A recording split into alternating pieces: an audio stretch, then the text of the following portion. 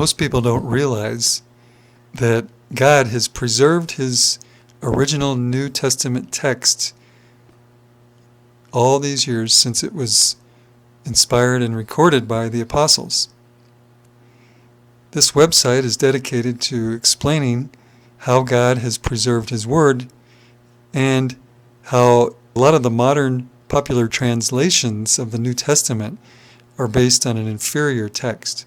This website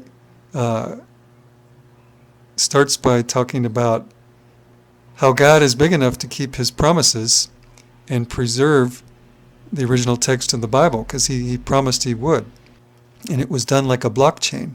It was decentralized and distributed, and the nodes, which would have been the congregations of Christians around Greece and Asia Minor, ensured that it was preserved.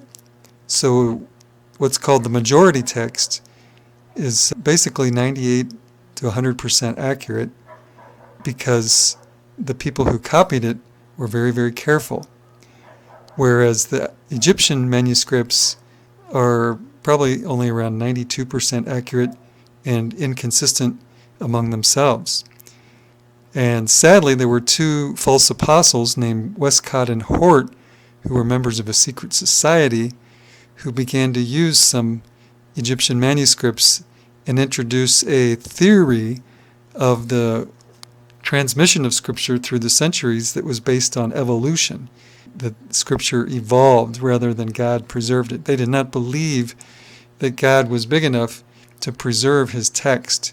So there's some comparisons of the different Greek New Testaments that are available today, and there's also a comparison of the transmission, how it actually happened, and then the false theory of how Westcott and Hort allege it came about, and the results, which translations today are based on the good text and which ones are not.